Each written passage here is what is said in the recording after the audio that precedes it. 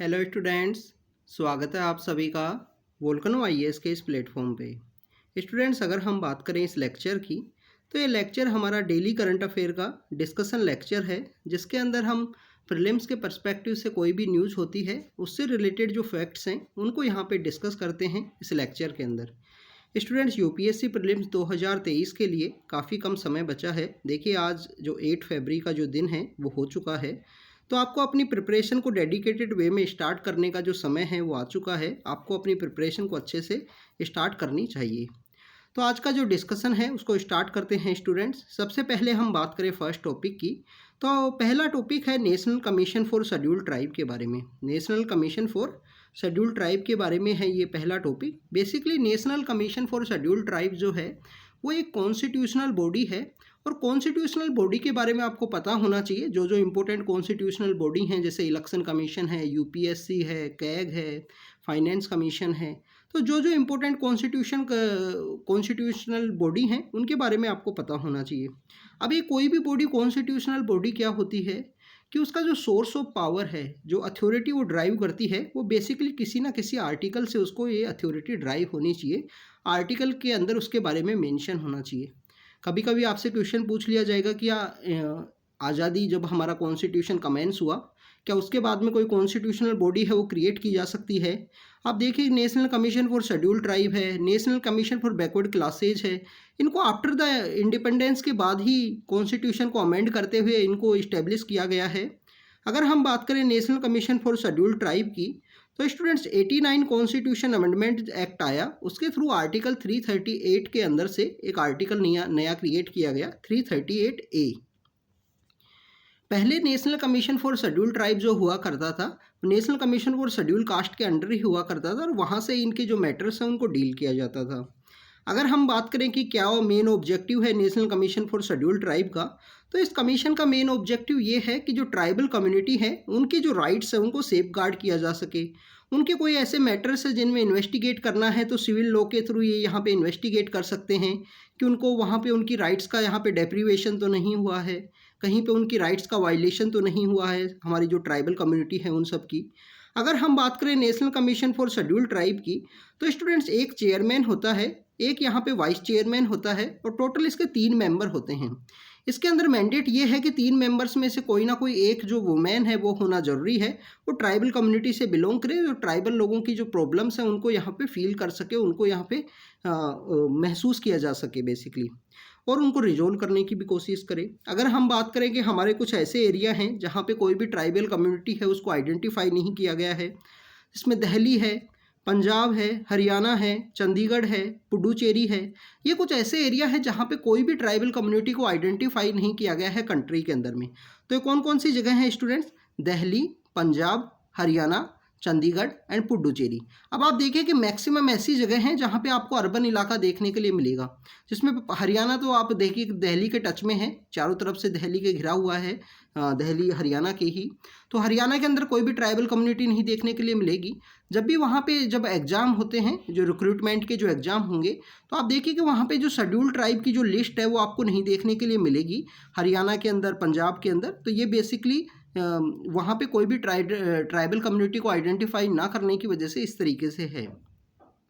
अगर हम बात करें हाईएस्ट नंबर ऑफ ट्राइब कहाँ पाई जाती हैं, तो सबसे ज़्यादा जो ट्राइब हैं वो उड़ीसा के अंदर पाई जाती हैं। आई थिंक स्टूडेंट्स ये नंबर है 62, टोटल 62 ट्राइब पाई जाती हैं उड़ीसा के अंदर। कुछ ऐसी ट्राइब हमारे हुआ करती थी जो मोस्ट वल्नरेबल होती हैं, जिनको हम पीवीटीजी का जो स्टेटस है वो ग्रांट करते हैं। तो पीवीटीजी की जो हाईएस्ट नंबर ऑफ ट्राइब हैं वो भी उड़ीसा के अंदर ही पाई जाती हैं हमारे यहाँ पे। तो आप देखिए कि उड़ीसा के अंदर टोटल नंबर ऑफ ट्राइब भी सबसे ज़्यादा हैं, और जो पीवीटीजी की जो ट्राइब्स हैं वो भी सबसे ज़्यादा उड़ीसा के अंदर पाई जाती हैं। सेकंड है आंध्र प्रदेश। तो स्टूडेंट्स, ये national commission for scheduled tribe के बारे में था। इनके द्वारा अपनी रिपोर्ट है वो प्रेसिडेंट को सबमिट की जाती है। प्रेसिडेंट उस रिपोर्ट को यहाँ पे पार्लियामेंट के अंदर लेट डाउन करते हैं। इनकी रिपोर्ट के अंदर अगर कोई ऐसी बात है कि जहाँ पे ट्राइबल कम्युनिटी का डेप्रीवेशन हुआ है उनकी राइट्स का, तो उस रिपोर्ट को एक्सेप्ट किया जाता है, उसको पार्लियामेंट के अंदर डिस्कस किया जाता है। तो ये student national commission for scheduled tribe के बारे में था। नेक्स्ट टॉपिक की अगर हम बात करें, नेक्स्ट टॉपिक है स्टूडेंट्स जो सीरिया और टर्की का जो रीजन है, बेसिकली जो नॉर्थ वेस्ट सीरिया का, नॉर्थ वेस्ट टर्की का जो रीजन है उसके अंदर अर्थक्वेक आया, और अर्थक्वेक आने के साथ ही जो भी वहाँ पे ह्यूमैनिटेरियन क्राइसिस हुई, तो उस ह्यूमैनिटेरियन क्राइसिस में जो हमारे गवर्नमेंट है, इंडियन गवर्नमेंट के द्वारा सबसे पहले वहाँ पे जो रिलीफ वहाँ पे सेंड की गई।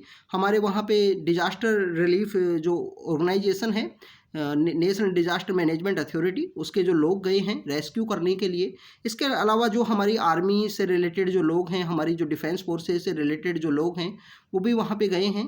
और इसके साथ इंडिया ने काफ़ी सारा जो एड है, काफ़ी सारे जो सहायता है वो वहाँ पे सेंड की है, टर्की और सीरिया का जो रीजन है वहाँ पे। स्टूडेंट्स, बेसिकली आपको अर्थक्वेक के बारे में पता होना चाहिए कि प्लेट टेक्टोनिक जो थ्योरी है उसके थ्रू अर्थक्वेक्स हैं वो यहाँ पे क्योज होते हैं। अगर हम बात करें कि जो टर्की एंड सीरिया के अंदर जो अर्थक्वेक आया है, तो वहाँ पे एक प्लेट है जिसको बेसिकली एंटोलिया जो टेक्टोनिक प्लेट है उसके नाम से जानते हैं। तो उस प्लेट को कंटिन्यू जो अरेबियन पेनिनसुला की जो प्लेट है वो उसको पुश कर रही है, उसकी वजह से वहाँ पे अर्थक्वेक आते हैं। उसकी वजह से अर्थक्वेक का ये जो अर्थक्वेक आया है, जिसकी वजह से इस तरह से जो डिजास्टर की जो सिचुएशन है वो क्रिएट हुई है। अगर हम बात करें स्टूडेंट, जो हिमालयन प्लेट है जो यूरेशियन प्लेट को पुश कर रही है इंडिया के अंदर में, बट हिमालयन प्लेट सबसे ज़्यादा अनस्टेबल उसको माना जाता है, सबसे ज़्यादा अर्थक्वेक प्रोन उसको माना जाता है।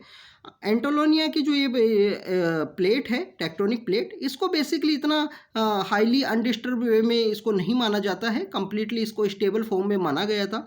बट इस तरीके का जो अर्थक्वेक आया है, ये काफ़ी बड़ा एक डिजास्टर का एक जो अलर्ट हम मान सकते हैं कि इस तरीके के जो अर्थक्वेक्स हैं वो आ सकते हैं। तो इस तरीके जो बिल्डिंग्स हैं उनको इस तरीके से कंस्ट्रक्ट किया जा सके तो अर्थक्वेक को रजिस्ट कर सके, अर्थक्वेक को यहाँ पे सेंड किया जा सके। अगर हम बात करें स्टूडेंट्स, यहाँ पे इंडिया के द्वारा जो रिलीफ सेंड की गई है, तो स्टूडेंट्स इंडिया बेसिकली वासुदेव कुटुंबकम का जो फॉर्मूला है उसको अडोप्ट करता है, उसी को ही मानता है कि जो कंप्लीट अर्थ है वो एक ही फैमिली है। आप देखिए कि इंडिया के द्वारा अक्सर जब भी ऐसी कोई ह्यूमैनिटेरियन क्राइसिस की सिचुएशन क्रिएट हुई है, तो उस समय सबसे पहले जो रिलीफ है वो सेंड की जाती है। रिलीफ आप देखिए कि हमारा जो मालदीव नाम का जो हमारा नाइबर कंट्री है, उसके अंदर वाटर की क्राइसिस हुई थी। वो एक आइलैंड नेशन है, उसके अंदर वाटर की क्राइसिस हुई 2014 के समय में। तो 2014 के समय में जो वाटर की क्राइसिस हुई, तो इंडिया के द्वारा सबसे पहले जो वाटर वहाँ पे जो फ्रेश वाटर है पीने के लिए, वो इंडिया के द्वारा सेंड किया गया। आप देखिए कि जो टर्की और सीरिया के अंदर जो इस तरीके की सिचुएशन क्रिएट हुई है, यहाँ भी इंडिया के द्वारा ही रिलीफ सेंड की गई। अगर हम बात करें कि जो नेपाल के अंदर जो अर्थक्वेक आया था 2015 की अप्रैल के समय में, अप्रैल मई के समय में जो अर्थक्वेक आया था, तो उस समय में भी इंडिया के द्वारा ही सबसे पहले रिलीफ है वो सेंड की गई थी। और अगर हम बात करें यूक्रेन के अंदर जो वॉर की वजह से जो ह्यूमैनिटेरियन जो क्राइसिस क्रिएट हुई, वहाँ भी इंडिया के द्वारा जो रिलीफ है वो सेंड की गई है। इस साल हमारे कंट्री के अंदर G20 की समिट होने वाली है, और G20 के समिट के अंदर इंडिया के द्वारा जो लोगो अडोप्ट किया गया है उसके अंदर बेसिकली जो वासुदेव कुटुंबकम का जो फॉर्मूला है कि वन अर्थ वन फैमिली का जो कॉन्सेप्ट है उसे ही अडोप्ट किया गया है एज ए लोगो के रूप में और मेन थीम के रूप में। तो स्टूडेंट्स, ये अर्थक्वेक रीजन से रिलेटेड है, जो टर्की और सीरिया का जो रीजन है, नॉर्थ वेस्ट टर्की का जो रीजन है, उससे रिलेटेड ये न्यूज़ थी। टर्की ने रिसेंटली जून के मंथ के अंदर अपना नाम है तुर्कई नाम से इसका अपना रीनेम किया है, तो इसको टर्की नहीं बोला जाना चाहिए, इसको तुर्कई नाम से प्रोनाउंस किया जाना चाहिए, क्योंकि इसने अपना जो नाम है वो यहाँ पे चेंज किया था जून के मंथ के अंदर। इसको हमने जून के मंथ के जो करंट अफेयर्स हैं जिसके अंदर जोग्राफिकल मैपिंग है उसके अंदर भी कवर किया था। नेक्स्ट टॉपिक की अगर हम बात करें, हमारे जो मिनिस्टर ऑफ होम अफेयर हैं उनके द्वारा पार्लियामेंट के अंदर बताया गया कि जो लेफ्ट विंग एक्सट्रीमिज्म के जो वायलेंस हैं वो रिड्यूस हुए हैं पिछले कुछ सालों में, और काफ़ी सारे जो कम केसेज हमको देखने के लिए मिलते हैं।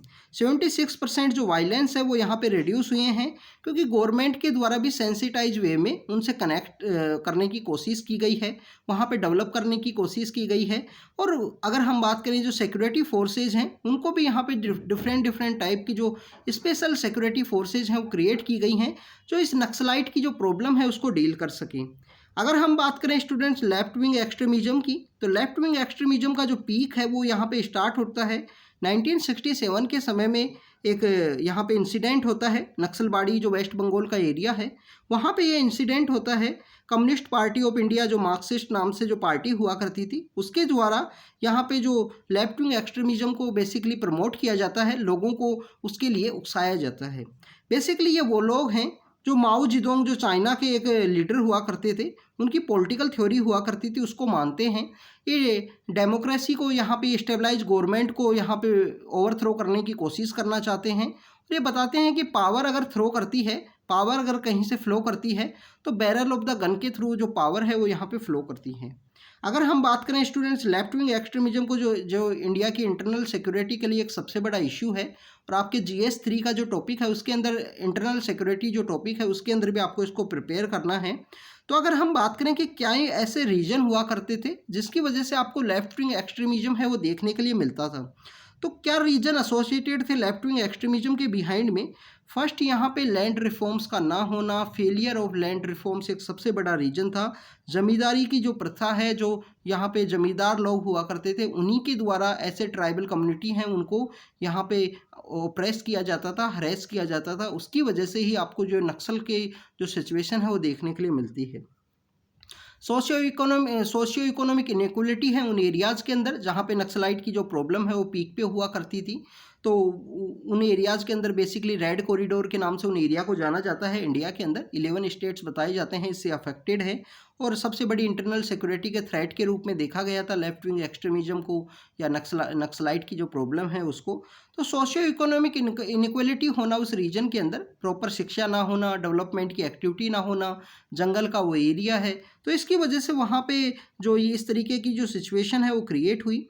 इसके अलावा अगर हम बात करें कि फोर्स डिस्प्लेसमेंट, डेवलपमेंट के नाम पे जो डिस्प्लेस किया जाता था उन लोगों को, तो वो भी एक काफ़ी बड़ा रीजन है जिसकी वजह से आपको लेफ्ट विंग एक्सट्रीमिज्म की जो सिचुएशन है वो देखने के लिए मिलती है।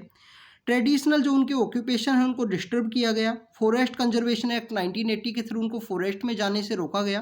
तो ऐसे काफ़ी सारी जो एक्टिविटी हैं जिसकी वजह से आपको देखने के लिए मिलता है कि लेफ्ट विंग एक्सट्रीमिज्म इंडिया के अंदर जो पनपा, इंडिया के अंदर जो यहाँ पे स्प्रेड हुआ। अब गवर्नमेंट के द्वारा पिछले कुछ सालों में कुछ ऐसे इनिशिएटिव्स लिए गए हैं जिसके थ्रू इसको कंट्रोल करने की कोशिश की गई। सबसे पहले समाधान नाम की एक स्ट्रेटजी लाई गई गवर्नमेंट के द्वारा। समाधान एक स्ट्रेटजी है जिसमें लॉन्ग टर्म विजन के थ्रू, काफ़ी डिफरेंट पर्सपेक्टिव के थ्रू इस नक्सलाइट की प्रॉब्लम को सोल्व करने की कोशिश की गई है। तो समाधान नाम की जो स्ट्रेटजी है या इसके बारे में आपको पता जरूर होना चाहिए। पुलिस को स्मार्ट पुलिस के रूप में क्रिएट किया गया, जिसके थ्रू पुलिस को सेंसिटाइज किया जा सके, लोगों से वहाँ पे अटैच किया जा सके, उनकी प्रॉब्लम्स को सुना जा सके, जो ग्रीवेंस है उसका रिड्रेसल किया जा सके। मॉडर्नाइज किया गया पुलिस फोर्सेज को, जिसके अंदर आपको डिफरेंट टाइप की जो पुलिस फोर्सेज हैं वो देखने के लिए मिलती हैं हर एक स्टेट में नक्सलाइट की प्रॉब्लम को डील करने के लिए। स्किल डेवलपमेंट, डिजिटल इंडिया, वहाँ पे मोबाइल टावर्स का इस्टेब्लिशमेंट होना, ये काफ़ी कुछ ऐसे गवर्नमेंट के इनिशिएटिव्स हैं जिसकी वजह से नक्सल की जो प्रॉब्लम है उसको रिड्यूस करने में हेल्प मिली है। 2009 के समय में, जब 2007-8 के समय में नक्सलाइट अपने पीक पर हुआ करता था, तो उस समय में गवर्नमेंट के द्वारा ऑपरेशन ग्रीन हंट नाम से एक ऑपरेशन लॉन्च किया और टू मच डिप्लॉयमेंट किया गया सिक्योरिटी फोर्सेज का, और वहाँ पे जो चेंज है वो लाने की कोशिश की गई। इसके अलावा स्टूडेंट्स, हमारे एक एक्स ब्यूरोक्रेट हुआ करते थे, तो दंतेवाड़ा का रीजन है, जब उसके वो DM हुआ करते थे तो उन्होंने वहाँ पे चेंज लाने की कोशिश की। उनका नाम है OP चौधरी। OP चौधरी अभी तो वो पॉलिटिक्स के अंदर आ चुके हैं। बेसिकली जब वो ब्यूरोक्रेट हुआ करते थे तो इनके द्वारा काफ़ी सारे जो इनिशिएटिव्स हैं वो स्टार्ट किए गए थे दंतेवाड़ा के रीजन के अंदर, जिसके अंदर है छूलो आसमान नाम की एक स्कीम इनके द्वारा चलाई गई, जिसके अंदर नक्सलाइट जो अफेक्टेड एरिया है उसमें जो ट्राइबल कम्युनिटी के जो लोग हैं वो वहाँ पे स्कूल के अंदर एजुकेशन पा रहे हैं। तो इनके काफ़ी सारे ऐसे इनिशिएटिव्स थे, इनके बारे में आप ज़रूर रीड करना, इनके कौन कौन से इंपॉर्टेंट इनिशिएटिव्स हैं जिसके थ्रू इन्होंने दंतेवाड़ा को एक एजुकेशन हब के रूप में प्रमोट करने की कोशिश की। रायपुर के अंदर भी इन्होंने काफ़ी अच्छा काम किया था। तो OP चौधरी सर के बारे में ज़रूर रीड करना, इनके बारे में आप एथिक्स के पेपर के अंदर भी कोट कर सकते हो इनका जो वर्क है उसको।